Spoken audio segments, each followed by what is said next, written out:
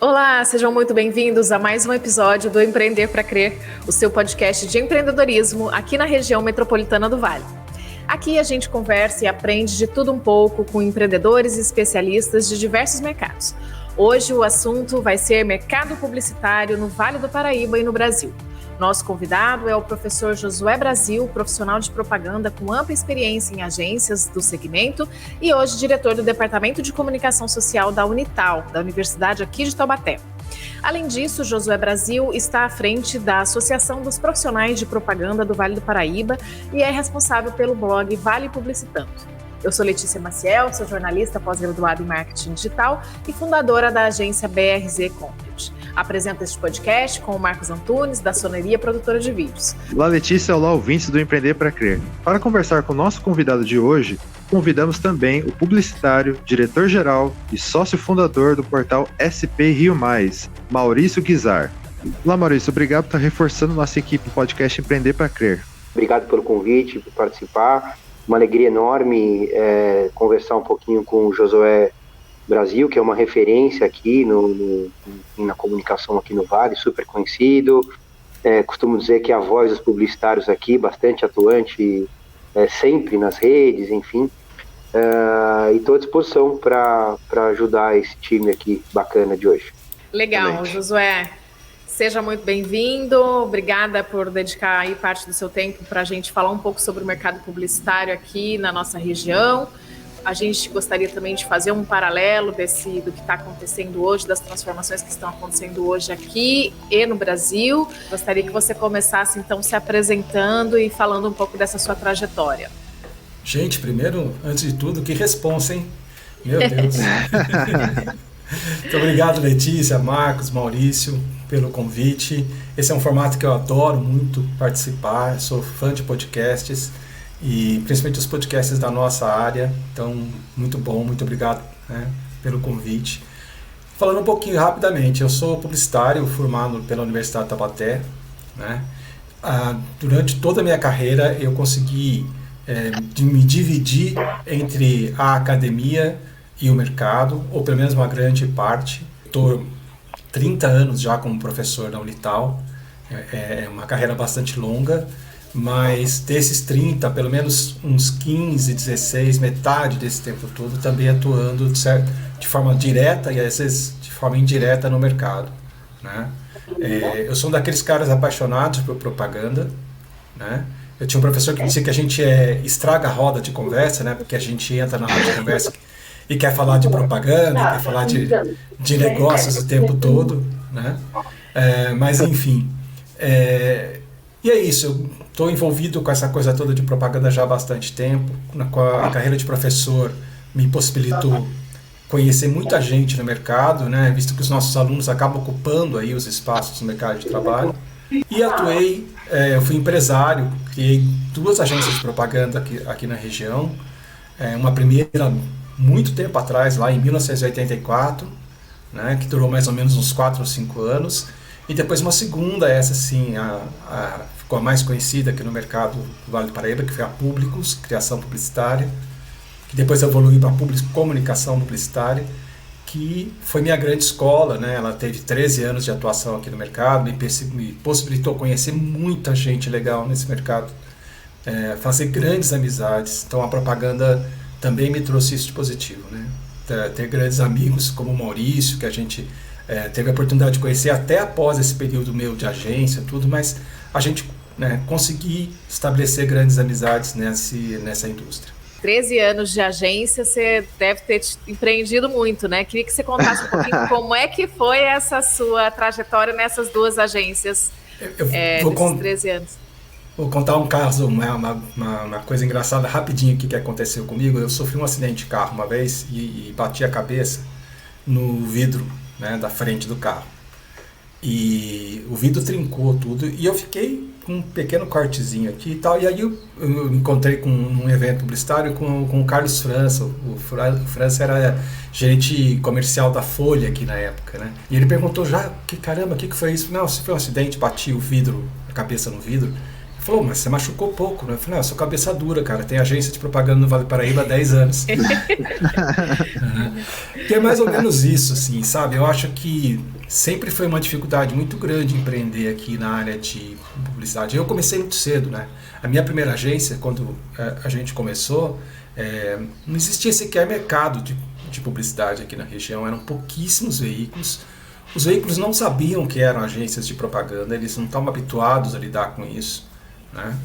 Então foi uma situação muito difícil. A segunda vez, a segunda agência, já foi próximo à abertura da Rede Globo. Na verdade, a gente decidiu abrir a agência porque sabia da chegada da Globo, né? E a gente sabe, Maurício trabalhou em grandes centros, sabe disso também, a chegada de um grande player, né, de um grande veículo de comunicação na região, ele muda a região do ponto de vista publicitário. E a gente sabia que a Globo ela vinha com um caráter de formação de mercado e de tudo mais, né? Eu tive essa informação com amigos de São Paulo, que eles estavam vindo, e aí resolvi abrir a segunda agência, né? Também não foi fácil no começo, porque nós abrimos uma agência sem ter um único cliente, né? Começamos numa salinha comercial muito horrorosa, assim, mas a gente chegou num estágio muito bacana, né?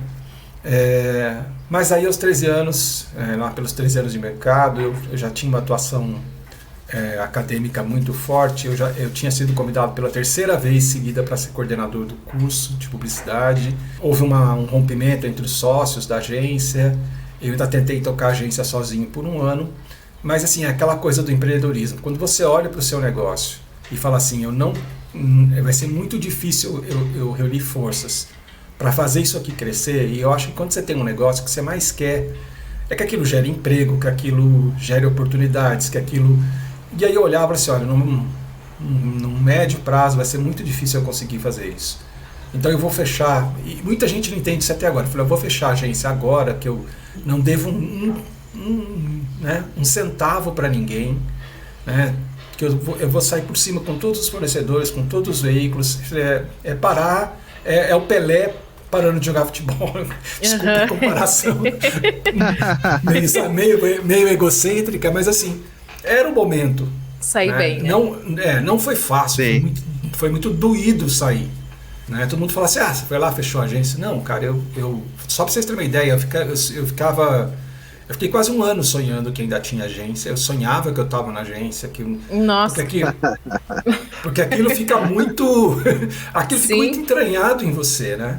Então foi uma adaptação, embora eu sempre adore a carreira acadêmica, foi uma adaptação, né? Você chegou a ter quantos funcionários? A sua agência ficou grande? Acho grande para os padrões da época. A gente chegou a ter 8 ou 9 funcionários. 8 ou 9 pessoas trabalhando. E o Maurício, nessa época, estava onde, Maurício? Estava em São Paulo? Bom, eu estou fazendo 10 anos de SP Rio aqui, esse ano. Não sei se em 2011 você estava com a agência ainda, Josué? 2011? Não, eu fechei a Públicos em 2001. 2001. Então já faz 10 anos depois de ter fechado, eu voltei ao Vale do Paraíba, né? Que você sabe que a minha origem é taubatiana aí, né? Sim. Ele é de Taubaté. Eu não, né? Meu pai e minha mãe. Eu sou filho de taubatiano, pai e mãe. Quase taubatiano, né? E você trabalhava em agências também, né, Maurício? Você teve essa experiência também, né, de agência. Eu, na verdade, eu fiz um mix na minha carreira, né? Eu comecei a trabalhar em agência, uma agência familiar, que era do meu pai. Depois eu, com 25 anos, falei, não quero mais ser filho do padeiro, eu quero ser estagiário da Puma, sei lá. E aí eu fui trabalhar, comecei minha carreira do zero aos 25 anos, entrei como atendimento júnior, assim, na McCann Erickson, e aí fui crescendo, depois fui para a W Brasil, que hoje é a mesma coisa, né? W McCann se fundiram, apesar que o Washington não está mais como figura lá. Depois eu fui Liu Lara, fui Talent, fui Neo Gama, e aos 35 anos eu falei, quero virar veículo. E aí eu saí de agência para virar veículo, né? Já tinha uma veiazinha empreendedora? Fazia lá o... Não, para falar a verdade, eu achava que os amigos do meu pai que começaram com ele estavam muito ricos e eu queria ficar rico também. O Walter Zagari era o Walter Zagari, que até hoje na Record, é o Mário Bastei, que ficou 26 anos na Band, que era presidente, enfim, era o Dalton Machado, que estava na Rede TV, uma geração de diretores comerciais que começaram com meu pai nos anos 60, que estavam muito ricos, né? E eu falei, eu quero ficar rico também. Aí eu fui Tinha boas veículo, referências. Aí eu falei assim, pô, eu sou publicitário, tenho uma conversa boa, eu quero vender Reclame, né? E aí eu tive a sorte de ser convidado pelo Duda Melzer Sirotsky, que hoje é um dos diretores principais lá do Grupo RBS, e fui ser Globo Porto Alegre e Santa Catarina. E aí lá eu aprendi a vender Reclame, e depois eu fui para a Band. E aí eu fui dirigir a Rádio Sul América Trânsito, depois eu fui trabalhar na MIT, participei de toda a construção do business plan da Bradesco Esporte, e aí com 40 anos eu fiz a loucura de querer fazer a minha rádio customizada. E aí eu fiz a SP Rio em parceria com a Ipiranga Connect Car, e eu estou há 10 anos aqui empreendendo. É isso aí. E agora a SP Rio é um portão. Mais ou menos é essa a minha história, mas sempre na comunicação, entre publicitário, depois veículo, e depois dono de um pequeno veículo, depois montando operação customizada, enfim. E aí eu vou emendar numa pergunta, Josué, você que vive no mundo acadêmico e tal, como é que está essa turma hoje se formando aí e sabe que não vai mais viver da comissão da agência? A indústria da propaganda não é mais os 20% da Rede Globo, que inclusive foi o que originou o teu exercício para abrir a tua agência, a segunda agência, como você explicou, né? Como Sim. Outras agências vieram, pelo menos eu escutei a história outro dia lá do Renatinho, da Regional, também nasceu nessa época, e vários outros, né? Vocês fundavam uma agência em cima de um veículo, tá certo? Um grande veículo no mercado novo, que na ocasião era a Rede Globo, uma operação da Globo na rede do Vale do Paraíba. Eu vou começar respondendo pelo seguinte, 70% dos meus alunos hoje trabalham em agências que não vivem de comissionamento. Então o mercado já está aí, já está diferente, né? Hoje, quando você explica isso para o aluno, a comissão, tal, não sei o quê, ele dá pouquíssima importância, né? Boa parte das agências já trabalha por projeto, já trabalha por FII, já trabalha por outras formas de remuneração. O que eu acho interessante nesse processo é que pela primeira vez, lógico que isso não está sendo fácil, mas pela primeira vez as agências estão tendo a oportunidade de cobrar pelo que elas realmente são capazes de fazer. E eu acho que é esse o caminho de revalorização da agência de propaganda.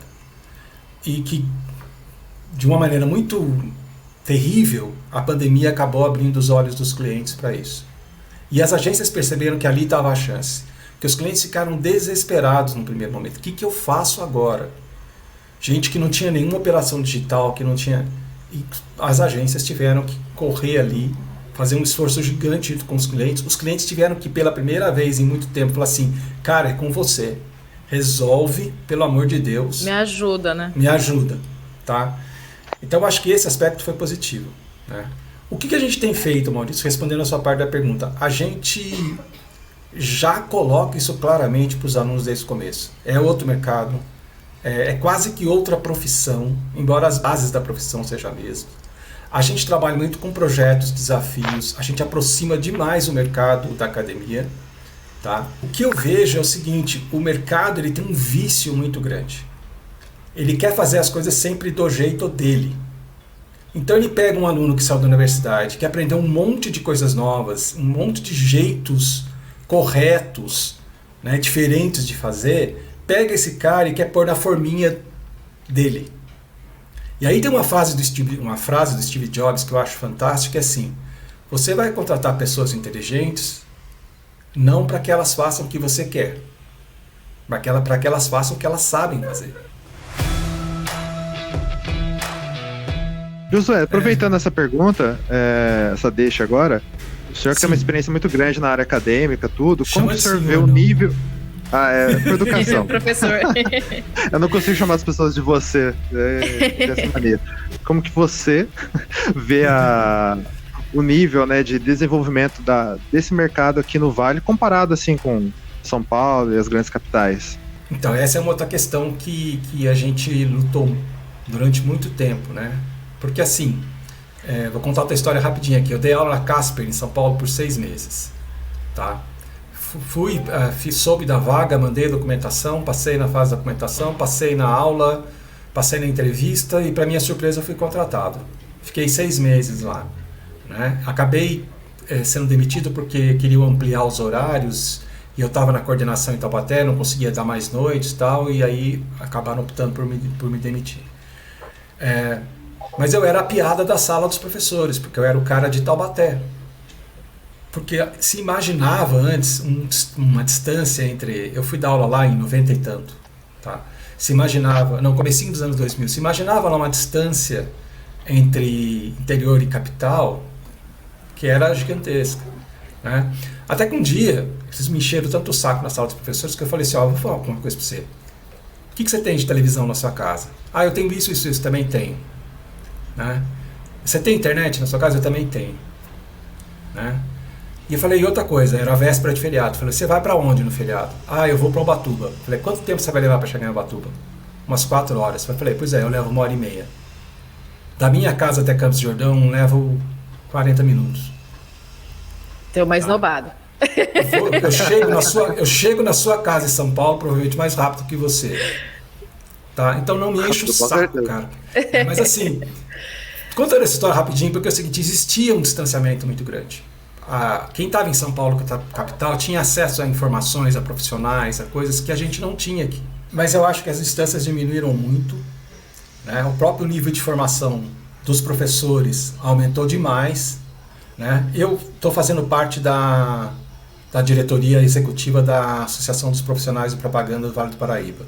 Foi um convite que o pessoal da APP Brasil fez para mim, até pelo meu relacionamento lá de muito longa data com o pessoal da APP Estudantil, que faz o FESTAP, que é o Festival Universitário de Propaganda e tudo mais, né?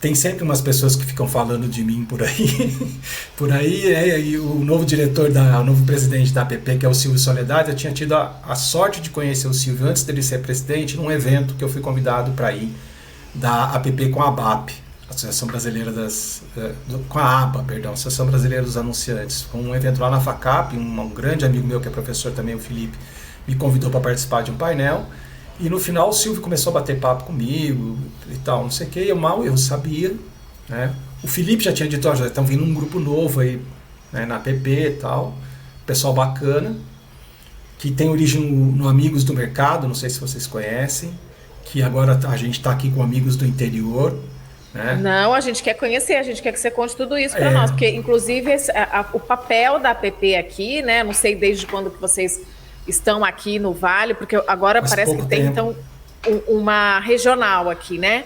O que é essa associação? O que ela faz? Como é que as agências fazem para participar? Qual que é o objetivo? A APP é a Associação dos Profissionais de Propaganda. Ela não é uma associação de agências.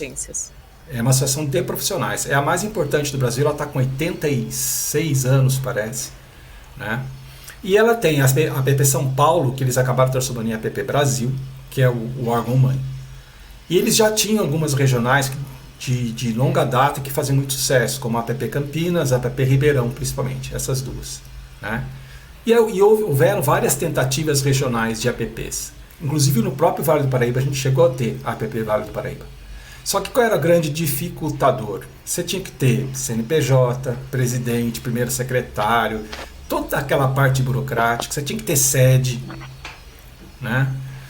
Então, ficou muito complicado, acabou não indo para frente.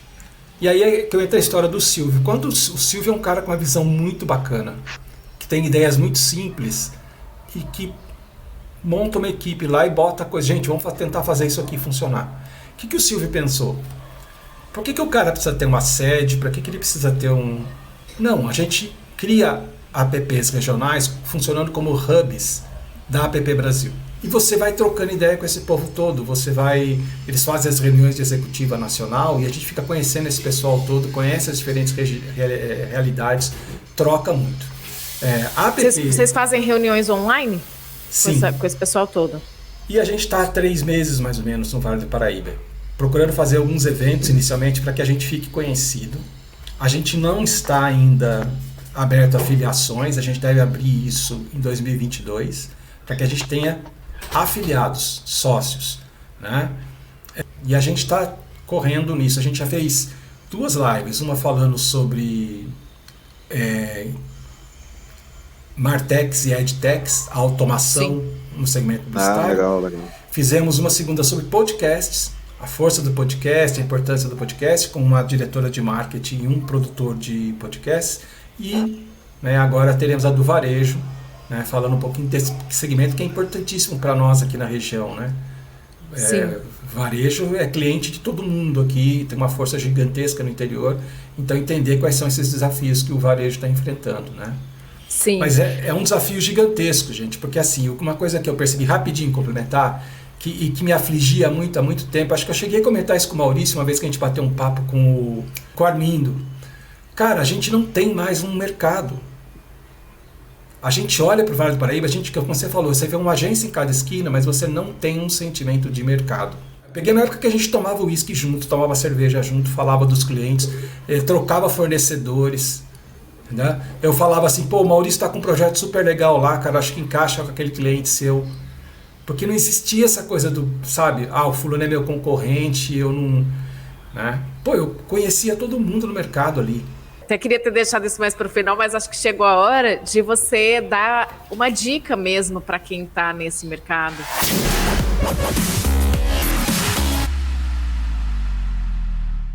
Qual é a sua dica, Josué, para quem tem agência hoje aqui no Vale do Paraíba? De conduta, de trabalho, de fornecedores, de parcerias, tudo que você está comentando. Bom, eu aprendi uma coisa nos meus anos de agência, cara, e eu falo isso muito para os meus alunos. A gente tem que saber, a gente tem que ser, e isso não adianta, cara, isso vem de família, isso vem de pai, né, Maurício, isso vem de assim, cara, você tem que ser honesto com as pessoas. Eu sempre tratei com extrema honestidade os veículos e os fornecedores, principalmente. A agência de propaganda que trata mal o fornecedor não tem futuro. Eu acho que o que eu posso deixar de recado é assim, você tem que pensar na construção do seu negócio, sim, a sua agência, e a melhor maneira de você fazer isso é trabalhar de maneira transparente e honesta, né? Contratando gente boa para estar ao seu lado, dando a oportunidade para que essa pessoa mostre do que ela é capaz de fazer e não colocar ela numa forminha. E num segundo momento, você tem que trabalhar de maneira... Eu acho que a palavra hoje é colaboração. A gente tem que trabalhar de maneira colaborativa, porque as pessoas têm que entender que, além da construção do seu próprio negócio, você tem que construir a sua indústria. Você tem que construir o seu segmento, o seu mercado. Se você não pensa assim, se você pensa só em você, chega uma hora que o seu mercado ele fica limitado. Por melhor que você seja, se você não pensa no mercado, no segmento, ele vai travar. Eu li uma grande matéria, que a Folha, um grande especial que a Minha Mensagem foi soltando, sobre esses novos formatos de negócios, né? Uhum. Primeiro que não há um formato que vai prevalecer hoje em dia. Você vai continuar tendo as grandes holdings, você vai continuar tendo as agências independentes, você vai continuar tendo as boutiques de criação, você vai continuar tendo tudo. Agora, uma coisa que está chamando a atenção é o seguinte, os clientes cada vez mais estão falando o seguinte, bom, eu tenho as mídias proprietárias, as marcas estão virando publishers. Para que, assim, ao invés de contratar uma agência, eu vou montar uma in-house. Pô, eu pego o Maurício, que é muito bom de bolar projeto, de viabilizar uma... Pô, Maurício, vem trabalhar comigo, vamos viabilizar umas coisas aqui. Eu trago 2 caras bons de criação, um cara bom de produção, um cara bom... E eles começam a fazer. Outro caminho que está acontecendo é o caminho das in-houses. O que a gente tem visto? O cliente tem necessidades tão específicas que a gente tem casos no Brasil de in-houses que são formados por 3 agências diferentes, atuando dentro do cliente, com um nome para aquela operação. Gente, a Ambev está assim, um monte de cliente está assim, a Havaianas está assim. Porque hoje o turnover, né, a velocidade de resposta que você tem que dar em comunicação é tão grande, diferente do que o Maurício falou, né? Tipo, ir uma campanha no ar, falou, tira uma semana de férias. Né? Hoje você põe a campanha no ar, aí é que você não vai descansar mesmo. Não rola. Você não vai descansar. Né?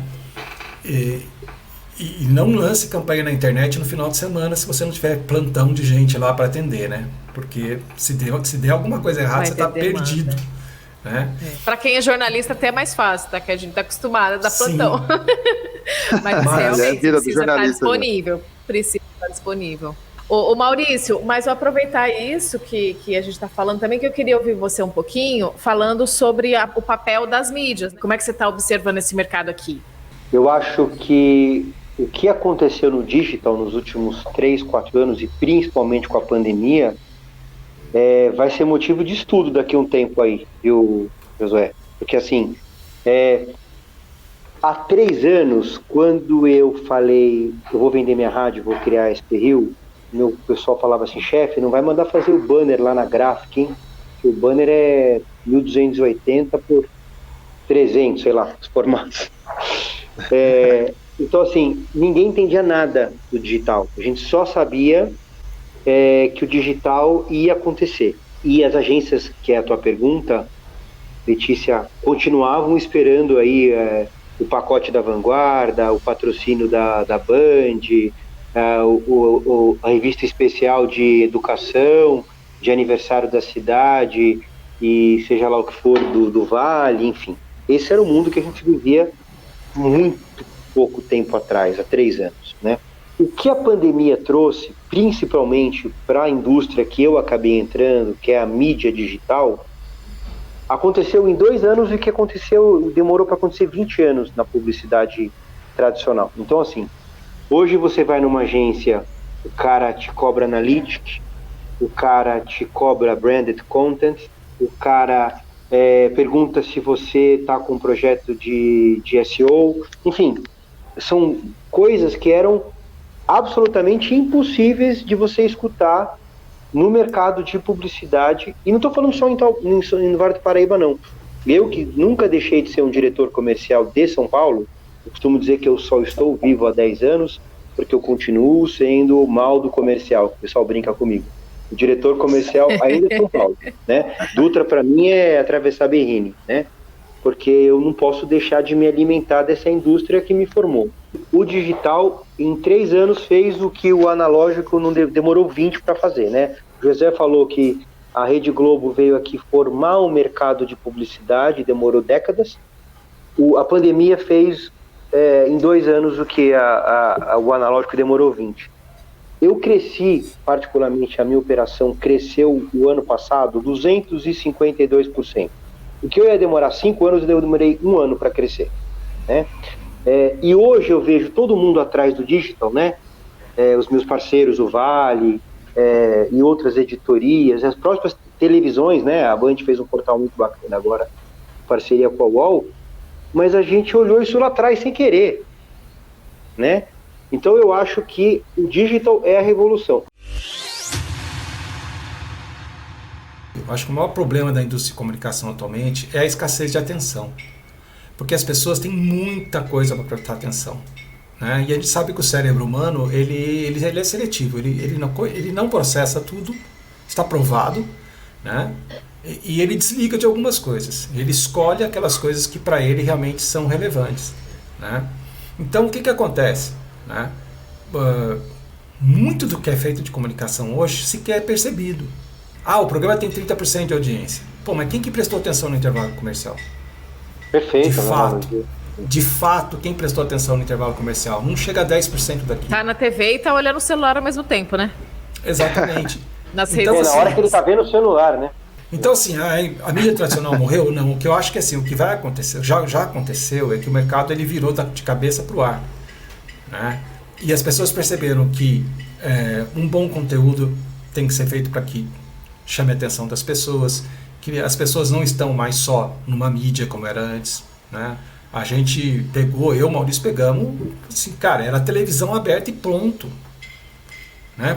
É o que ele falou, punha na Globo, acabou, vamos descansar, né? Vai comprando os pacotinhos dos outros aí. Exatamente, e vai complementando ali, até para fazer uma política de... Isso, para não falarem mal da gente, né? Exatamente. Agora, hoje em dia, não dá mais para fazer isso, né? E o que eu tenho percebido é que mesmo as agências mais tradicionais, elas já perceberam que não dá mais. Elas começaram fazendo puxadinho digital. Pega uma moçadinha nova, põe ali no cantinho e ali o digital da agência. Não, cara, se você fizer isso, não dá, não funciona mais. porque o cliente vai exigir de você uma solução. E se você não estiver pronto para entregar, ele troca de agência, ele vai buscar uma operação especializada, ele monta uma in-house, entendeu? Então, assim, eu acho que o mercado... Você sabe que esse movimento do in-house eu tenho percebido, eu vivi um movimento no começo dos anos 2000, quem liderou isso foi o PA, foi o Pão de Açúcar, não sei se você recorda disso, que achava que era um absurdo, tal, ele ter uma house lá, e aí de repente isso aí sumiu, descobriram que isso aí não dava certo, não, que ganha a diferença, que eles pensavam em grana, na verdade os anunciantes queriam economizar, né? Então contratavam criativos de grandes agências, diretores de atendimento e tal, e aí faziam uma house, né? Tinham bancos e tal. Eu tô começando a ver esse movimento de novo agora, viu, Josué? Por um simples motivo, porque hoje está sendo mais importante o conteúdo do que a programação de mídia. Então, se ele tiver gente gerando conteúdo dentro lá do escritório dele, vejo isso na Oscar Calçados aqui, vejo isso aqui na Farmacon, estou dando 2 exemplos aqui de grandes anunciantes aqui da nossa região, já que é o nosso assunto. Eles estão gerando conteúdo nas próprias empresas. E isso está mudando, e de novo a questão da pandemia, né, causou uma ruptura que eu acho que é definitiva também em relação a isso. Eu convidei para falar com a minha turminha quinta-feira passada um ex-aluno. Ele trabalhou aí numa grande agência aqui da região, na planejamento digital, recebeu um desafio para fazer, para virar coordenador de marketing digital numa startup de São José dos Campos. Né? E no meio da pandemia, e ele foi. Esse moleque está com 23 anos. Ele é genial, ele sempre foi um aluno fora da curva. Fora da curva. Sabe o que ele falou para mim? Professor, hoje eu passo 15 dias em São José dos Campos, em Taubaté, 15 dias em Ubatuba. Tá? Os meus empregadores sabem que sexta-feira à tarde eu não trabalho. E não adianta, se assim, quer me mandar embora, me manda. Eu estou entregando o resultado, eu estou fazendo tudo que eles querem, eles já triplicaram. Não trabalho sexta-feira à tarde. E outra, ele falou, eu dou um gás violento, trabalho pra caramba, até 3, 4 horas da tarde. Eu não funciono depois desse horário e eles sabem disso. Porque depois não produz mais, né? Não adianta. Aí você fala, bacana, né? Aí você fala, caramba, 23 anos, né? Eu falei, pô, você tá fazendo o quê em Ubatuba? Eu tô surfando, aprendi a surfar sozinho. Que delícia. Peguei uma prancha, tal, não sei o quê. Se você falasse isso para um empregador, sei lá, 5 anos atrás, o cara, você tá louco, moleque. Você não vai trabalhar aqui nunca. Você vai ter que sentar aqui às 8 da manhã, sair daqui às 8 da noite e não sei o quê, e papapá. Olha a diferença. E os caras, beleza, tá entregando resultado. Tá tudo bem, tá entregando resultado que a gente precisa. Eu acho que além dessa mudança radical das mídias na pandemia, acho que 2 coisas aconteceram também inclusive esse segundo ponto que eu vou falar, acho que vale uma outra discussão aí, ouviu, Josué? Primeiro, assim, você nunca ouviria o que você ouviu lá na Casper Libero, que você era professor de Taubaté hoje. Porque, assim, não existe mais diferença. Eu vejo pessoas mesmo que estão morando na praia e trabalhando em grandes empresas e nada mudou. E o cara quer performance. Ponto. Então, assim, não existe mais o professor de Taubaté, de Ribeirão, de São Paulo, do Rio ou da Bolívia. Né? Tem gente até que vira ciclista, vai pedalar e toca super bem a empresa também. Não sei, eu tô tentando. Mas enfim. Admiro vocês com essa discussão toda. E a segunda coisa, José, que eu acho que é bem específico à tua atividade, é assim. Eu tenho a alegria de ter 2 filhos muito bem posicionados. Tem um filho que está no 3º ano da GV e uma filha que acabou de entrar na SPM. Eu avisei para não fazer, né? Mas não me escutou, né? Mas enfim, pai babão adora essa informação. A minha filha já escolheu fazer publicidade e propaganda também. Ferrou. Josué, o meu filho está trabalhando numa empresa, já faz 3 meses, foi um dia buscar o computador dele. Ele nunca foi na empresa, ganha um bom salário no 3º ano da GV. E a minha filha já está na 2ª semana de aula da SPM e não foi lá ainda. Eu não sei, eu acho que isso é um retrocesso da pandemia. Diferente das atividades do trabalho, eu acho que a gente está ganhando muita escala e conhecimento e tudo na nossa profissão de comunicação. mas para os universitários eu não acho isso uma coisa positiva. Eu tenho uma convicção, e eu acompanho muito a carreira escolar da minha filha.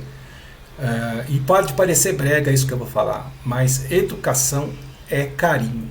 E esse dia eu vi um especialista falando assim, gente, a melhor escola que tem é a pré-escola. Porque senta todo mundo junto, as atividades são em conjunto, você fica do lado do coleguinha ou de frente pro coleguinha, é atividade o dia inteiro, vamos fazer uma coisa aqui, vamos pintar isso, vamos fazer aquilo, vamos ler uma história junto. As atividades são todas em conjunto, é tudo lúdico, é tudo bacana, você está do lado dos seus colegas, o professor está ali o tempo todo passando entre os grupinhos, entre as mesas e tal. Aí você vai para o ensino fundamental, você só vê as costas do seu colega e um professor lá na frente falando, tá? Chega no ensino médio, piora. A minha filha entra na aula às 7 da manhã, sai às 1h30 da tarde. São 7 disciplinas por dia. Gente, eu assisti uma palestra do Karnal, ele diz assim, ninguém aprende nada com isso, tá? Nós estamos trabalhando muito baseado em desafio, a gente estava trabalhando muito baseado em desafio, poucas aulas expositivas, a gente traz muito desafio profissional, os nossos alunos fazem a campanha do vestibular do Unital, eles fazem campanha do coleginho, eles fazem não sei o que, a gente traz empresas para que eles façam desafio dentro das disciplinas, a gente integra muitas disciplinas.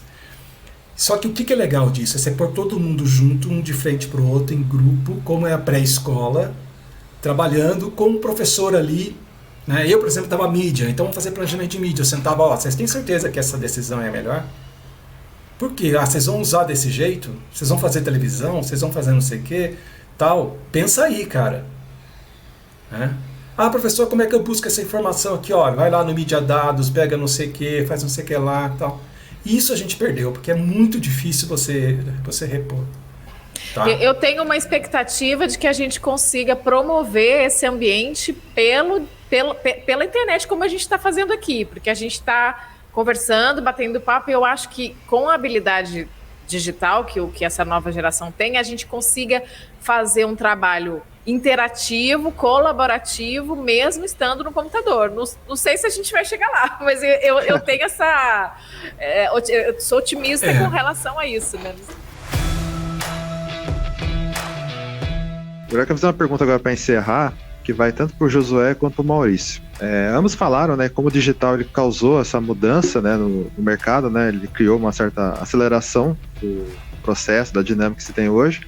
E além disso, também a pandemia ela criou uma ruptura, e quando se cria uma ruptura dessa forma, ela reverbera nos próximos anos, porque a tendência é que todo o processo evolua cada vez mais rápido. Eu queria saber a opinião de vocês dois, quais são as expectativas para o mercado de publicidade para 2022, o que vocês imaginam de que vai ter de grande mudança ainda no mercado nos próximos anos? Maurício, essa é sua, tá fácil. Diante de tanta mudança, eu acho que esse crescimento no digital vai ser assim agora, uma constante. Eu acho que a gente vai ter um equilíbrio. Por exemplo, a gente está falando de podcast, eu acho que estão fazendo muito podcast. Eu acho que tem que ter um excesso hoje. Acho que o povo está experimentando tudo de uma vez só. Então eu acho que vai ter, uma calmaria, as coisas bacanas que vão se consolidar. Eu acho que as operações de mídia impressa tiveram que aprender a trabalhar no digital, que eles estão enrolando há 20 anos, vão ser obrigados a fazer de verdade, né? O Josué lembra do Estadão lá atrás, há 20 anos, o Josué lembra do IC, depois, enfim, todo esse movimento que foi lento, né? Foram décadas para a gente formar um business digital do que é hoje, né? Então, os veículos impressos vão ter que fazer o que não fizeram em 10, 20 anos, em um ano. Eu estou percebendo que as rádios foram as primeiras a se reinventar. Eu acho que a Jovem Pan liderou esse movimento, todas foram atrás, e eu só montei o portal SP Rio porque um dia eu escutei assim, a rádio que virou TV. Falei, opa, meu negócio não é mais rádio, o negócio é outra coisa. A Jovem Pan assina isso há 3 anos, um grande benchmark para mim. E eu acho que as TVs, incrivelmente, particularmente a Globo, e hoje já sei que 40% da receita da operação é streaming, né? Está na frente de todos, gerando conteúdos na Globoplay, criando produtos exclusivos. Então, vocês perceberam o que está mudando muito rapidamente os veículos tradicionais? Então, eu acho que os veículos estão na frente das agências, né? Eu acho que as agências vão, como sempre, né, Josué? As agências vão ter que acompanhar os veículos, né? E eu acrescento uma coisa que eu acho importantíssima, e eu acho que o Maurício concorda comigo. No fim das contas, quem dita as coisas no nosso mercado são os anunciantes. Se a gente olhar para a história, o publicitário doura muito a pílula, né? Nós fizemos isso, nós fizemos aquilo. Mas quem determinou a mudança foram os clientes. E quem determina que apostaram. E quem faz esses clientes dizer para as agências, precisa mudar, é a mudança de comportamento do consumidor. Do consumidor, né? Então, o que eu acho que fica claro é que assim, a gente tem um novo, que não é tão novo assim, tão radical uma mudança, mas com certeza a gente tem um consumidor novo a partir da pandemia. A gente tem um consumidor que experimentou o digital e falou, opa, não é difícil, né? É fácil mexer nisso aqui, e é bacana, é legal. Eu mesmo, gente, eu não pedia comida em casa. A minha esposa, que é 11 anos mais nova que eu, ela era mais conservadora que eu nessas coisas. Ela morria de medo de comprar as coisas pela internet, fazer isso aqui. Hoje em dia, gente, é iFood o tempo inteiro, é não sei o que lá. Isso não volta mais. Com certeza. Então, o que eu acho que tem que acontecer, que vai acontecer para os próximos anos é assim, né? Aquilo que eu falei, as agências vão ter que ter entregas digitais mais robustas para os seus clientes, porque senão elas vão sair do radar desses anunciantes, né? Eu acho que o comportamento digital das pessoas ele se consolidou. Então a gente tem um consumidor mais digital, tá? Isso não quer dizer que ele não vá ao shopping. Acho que a saída, e a gente vai discutir isso na live de varejo, né? É o omnichannel, né? A pessoa ela vai consultar na internet, ela vai olhar no ponto de venda físico, de repente ela vai comprar na loja pela internet, né? Então a gente vai ter que aprender a trabalhar de uma maneira muito mais multiplataforma, como os veículos estão fazendo. Porque hoje o veículo ele não pode ser um veículo, ele tem que ser uma multiplataforma. Então eu vejo um mercado que ele vai estar muito aquecido para os próximos anos. Eu acredito muito nisso. A gente vai sair disso com o mercado de comunicação em aquecimento. Já está aquecido. Aquecido. Eu tenho aluno de primeiro semestre que está estagiando, porque está faltando gente para assumir posição no mercado. Exatamente. Então eu acredito que a perspectiva para 2022 ela é muito positiva para o mercado de comunicação como um todo. Veículos, anunciantes, quer dizer, os veículos, as produtoras, né, as agências, todo mundo. Mas tem que estar atento para compreender o que é esse novo mercado. Exato. Sim, eu acho que todas as áreas, né, do consumidor, as empresas, as agências, a gente tem muito acesso à informação, a gente tem muita clareza de tudo que está acontecendo, e eu acho que a gente já pode aproveitar isso para realmente formar uma rede colaborativa, encontrar um modelo de atuação, porque todo mundo precisa um do outro, né? Empresa, Sim. Agência, consumidor, para que todo mundo saia ganhando. Eu acho que dá para a gente trabalhar bastante em conjunto para encontrar um formato que seja bom para todo mundo, né?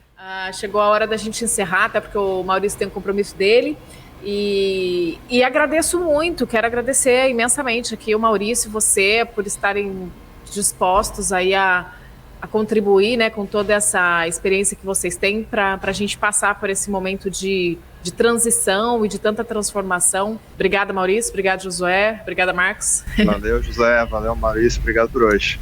Gente, muito obrigado. Muito feliz pelo convite. Obrigada. Até mais, gente. Prazer em encontrar o Josué. Obrigado, dupla CRZ. Até a próxima. Valeu, Maurício. Tchau. Grande abraço, Beijo. cara.